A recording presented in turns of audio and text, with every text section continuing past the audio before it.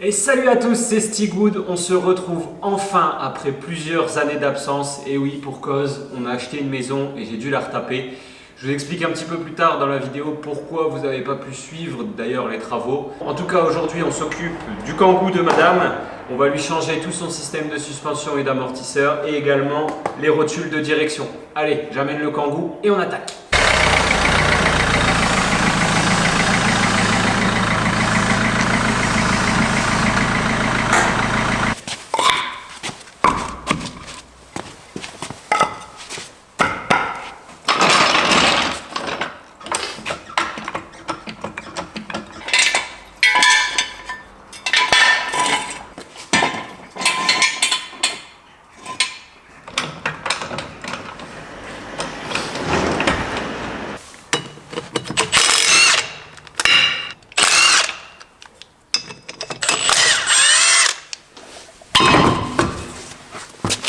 Alors maintenant qu'on y voit plus clair, on doit changer ici la rotule de direction. En dessous, ici. Hop.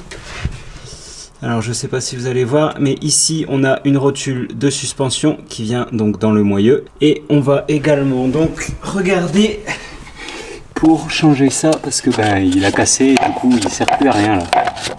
Je vais commencer donc par démonter l'étrier de frein. Alors c'est deux vis de 10 en 18. Regardez. Carrément, on retrouve des morceaux du soufflet de l'amortisseur posé sur l'étrier. Allez, poubelle.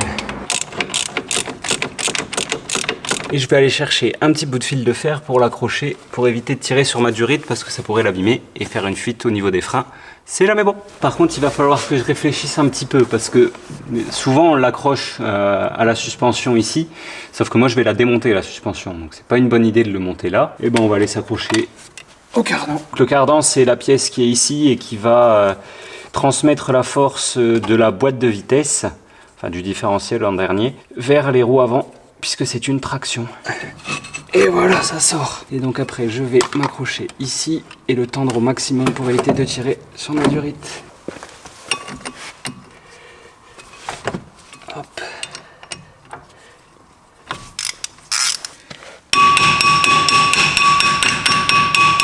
Il a décollé. Hop, on peut le retirer. Alors le but c'est vraiment, je vous dis, de pas abîmer le disque parce que vaut mieux prendre 5 minutes de plus et avoir un disque qui sorte en bon état plutôt que de devoir changer de disque. Protection en plastique qui sert pas à grand chose ma foi mais qui fait bien chier à enlever.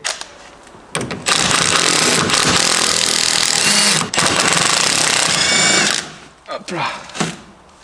Allez, on y va pour démonter la partie basse de la suspension.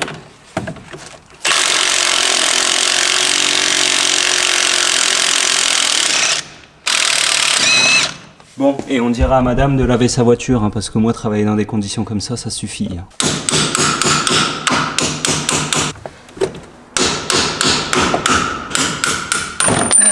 Et ben, faut le sortir maintenant. Voilà. Là, le bébé. Allez, on va fixer ça sur l'atelier et je vous montre la suite.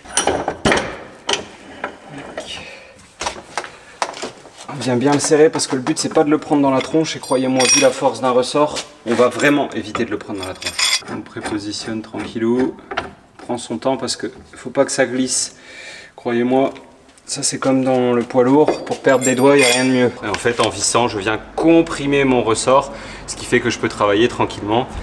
Et par contre on y va en équilibrant de chaque côté pour éviter que ça saute parce que c'est comme ça qu'on perd des doigts ou des dents. Et j'ai pas envie.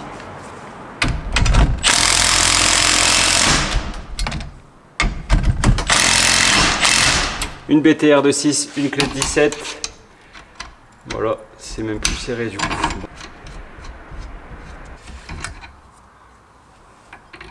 Ça, c'est le roulement de la coupelle. On va la nettoyer et la regraisser. Mais bon, elle n'a pas l'air en trop mauvais état. On enlève ça. Bon, on dégage tout ce qui ne sert plus à rien. De toute façon, vu l'état dans lequel c'est, ça sert à que dalle. On retire notre ancien soufflet pourri. Par acquis de conscience, je vais aller nettoyer mon tube plongeant pour éviter qu'il y ait des cochonneries qui aillent se glisser à l'intérieur et qui abîment tout le système, le mécanisme, parce que c'est plein de petites microscopiques ouvertures qui vont passer de l'huile ou de l'air en fonction du système de la suspension, pour éviter que ça vienne se décomprimer d'un seul coup. En fait, ça vient passer par des tout petits trous qui font que ça a du mal à passer et que ça vient tout doucement. Allez, clac, il est bon. Je viens nettoyer mon roulement. Je viens graisser mon roulement de nouveau.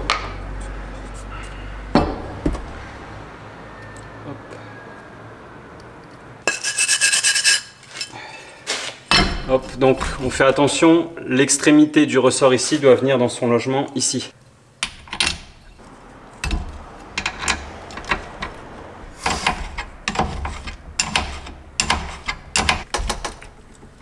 Hop là! Et maintenant, donc on va redécomprimer le ressort en vérifiant que tout se place au bon endroit.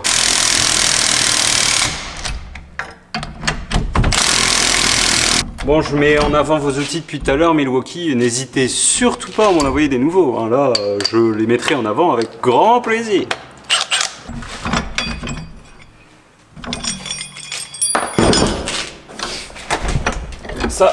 Ça peut être remonté. Alors, on va pas le remonter tout de suite parce que le fait qu'il soit pas là, c'est bien pratique pour voir clair.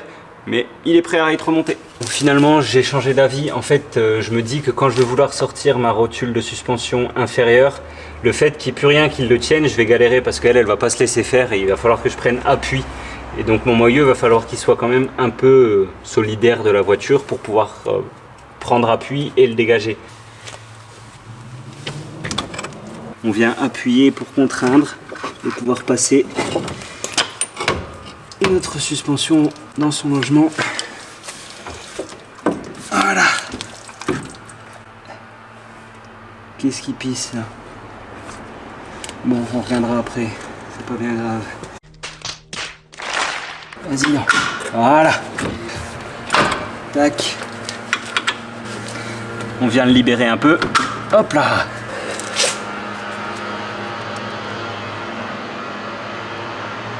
Je pense que j'ai mon cardan qui est sorti un peu de la boîte et du coup ça a dû couler. Et j'ai de l'huile de boîte qui est tombée par terre.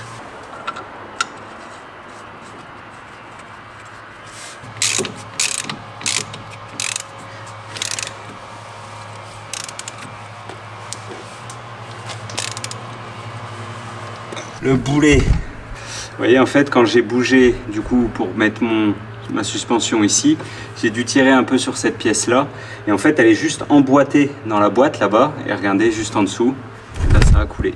Bon, on voit quand même la grosse trace d'huile qui coule là juste au bout de mon doigt là. De la rotule de suspension, elle est juste ici. On a une vis qui vient tenir la partie de la rotule, la tige, et deux vis, enfin deux écrous de boulons qui viennent tenir la rotule en elle-même, la platine.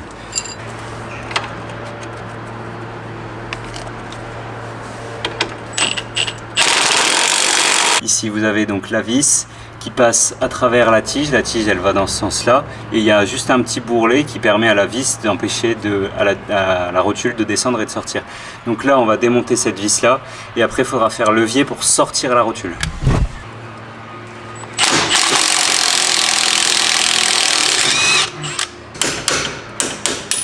Et un petit coup de WD pour l'aider.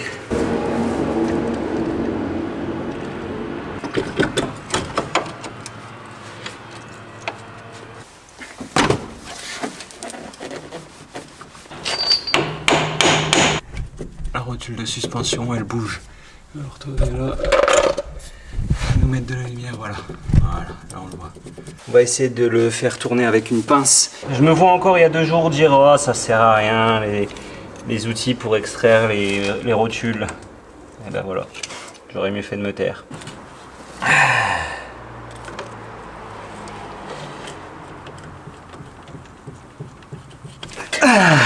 Il est là. La nouvelle, elle est ici. Vous voyez que c'est quand même bien plus dur à tourner que celle-ci.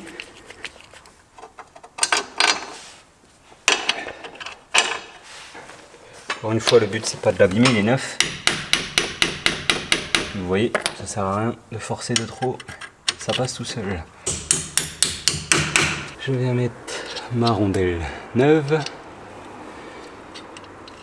mon écrou neuf avec un frein, et on vient serrer. Aïe, ça c'était mon pouce.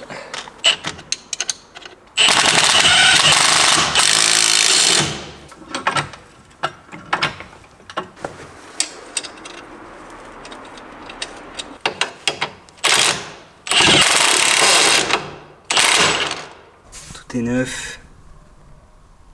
Ici c'est bien fixé.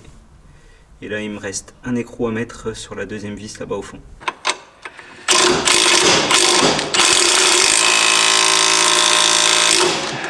Et maintenant on s'attaque à lui, la rotule de direction. 17, ça me paraît pas mal. 17. Oh, c'est fort. Ouais, c'était bien dans ce sens-là, ok. Donc je dévisse et je viens remettre contre, ok. Comme ça je garde mon réglage. Voilà.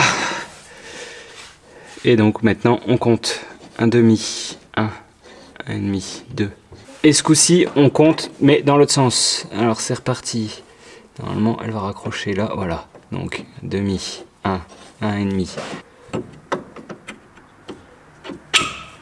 Hop, on vient remettre ça, le nouvel écrou. Donc ici pour cette voiture, enfin en tout cas pour ces rotules là, c'est pas forcément toutes les mêmes, du 7 et du 17.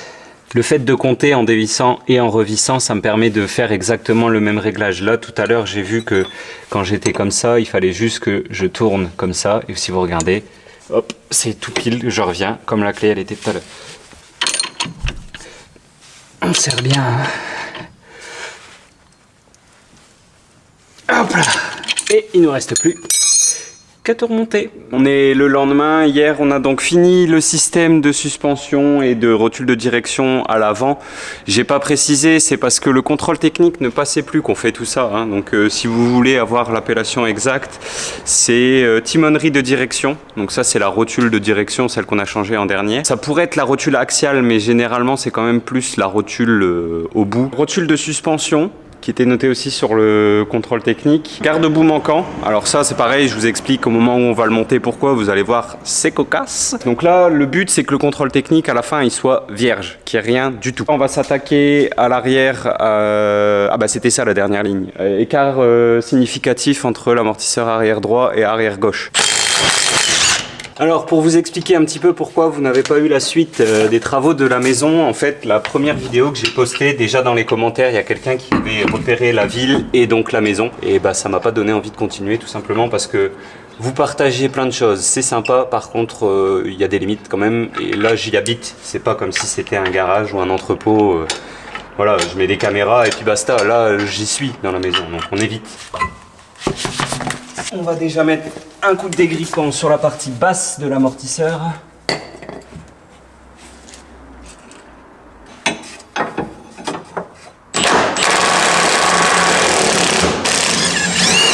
Ok, donc c'est bien ça. 16 devant, 19 derrière. Et là, vous pouvez y aller, hein.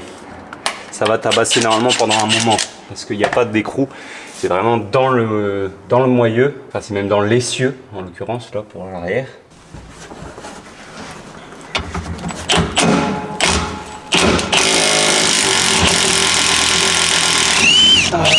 Merci Milwaukee.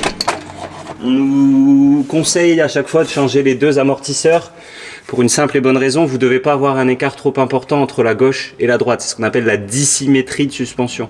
Donc si on change celui de gauche, on change celui de droite et inversement.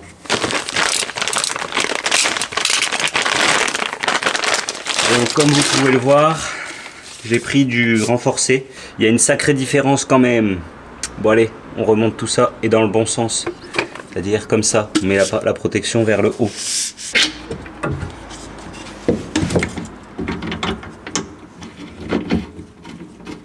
Alors pareil, pour l'instant je serre pas trop, je viendrai mettre un coup de serrage à la fin, c'est pour pouvoir le placer en haut et qu'il soit juste dans son logement, je veux pas le serrer là.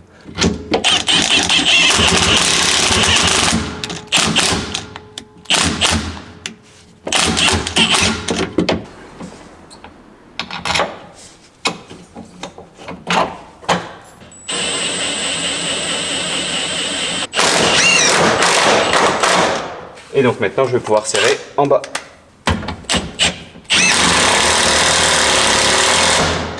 Les suspensions, de ce côté-là, c'est fait. Je fais la même chose de l'autre côté, c'est exactement le même principe, je ne vais pas vous refilmer ça. Par contre, ce que je vais faire, c'est qu'une fois qu'il sera de nouveau sur ces 4 roues, je vais vous montrer comment on fait pour faire la pointe d'huile de boîte. Parce que forcément, comme le cardan est un peu sorti, il y a de l'huile de boîte qui a coulé. On va vérifier que le niveau est encore pas trop mal, c'est un trop plein.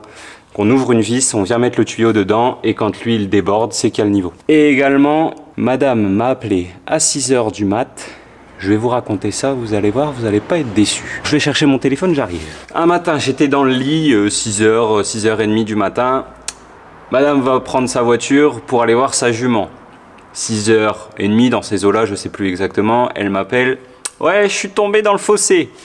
Voilà la photo que je reçois. Alors, que ça fasse le focus, voilà.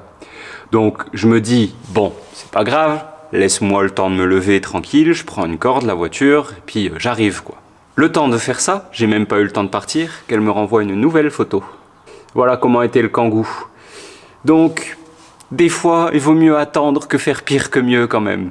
Bon, c'est pas grave, on a réussi à le sortir, le seul problème c'est qu'en tirant, on a arraché le garde-boue avant droit et que maintenant, il va falloir le changer parce que même si c'est une défaillance mineure, ça fait une ligne sur le contrôle technique et moi, j'en veux pas. Donc, comme je disais, avant que la batterie se coupe, là, j'ai mis un petit Colson.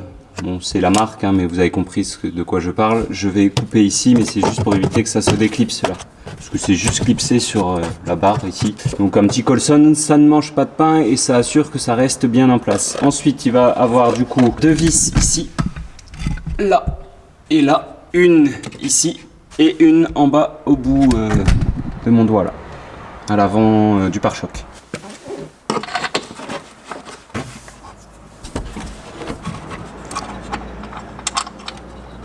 Ça y est. Alors, rotule de direction, c'est neuf.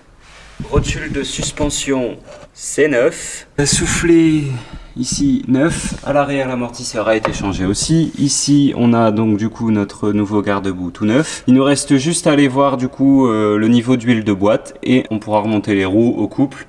On sera tout bon. Alors là, on est en dessous de la voiture. Vous voyez, donc il y a la vis de vidange de moteur ici, vis de vidange de boîte ici et alors, ça va être, que je dise pas de bêtises, juste ici, là au bout de mon doigt, au niveau de la boîte, vous avez une espèce d'écrou en plastique un peu papillon là. Je vais essayer de filmer avec mon téléphone pour vous montrer exactement.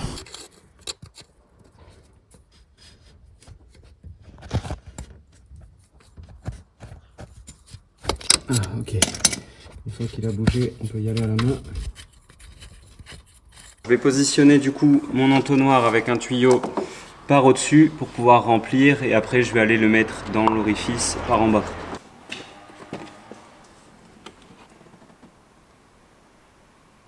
Ne vous trompez pas, hein, c'est pas de l'huile de moteur qu'il faut mettre dedans, c'est de l'huile de boîte, hein, c'est pas du tout le même indice.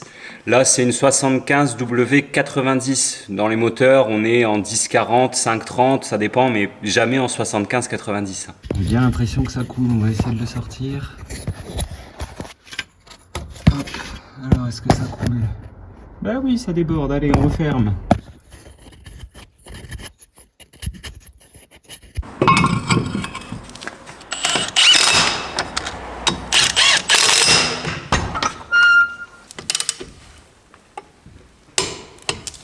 Allez, c'est parti pour un petit essai routier. Pas de claque, pourtant il y a déjà eu des bosses. Tout va bien. Voilà le fameux endroit avec plein de bosses.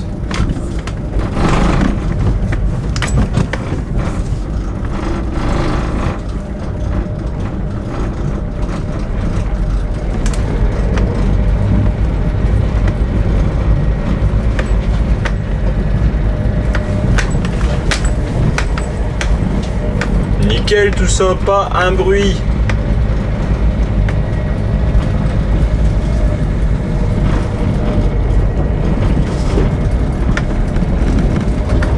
Oh là là là là là là, c'est smooth.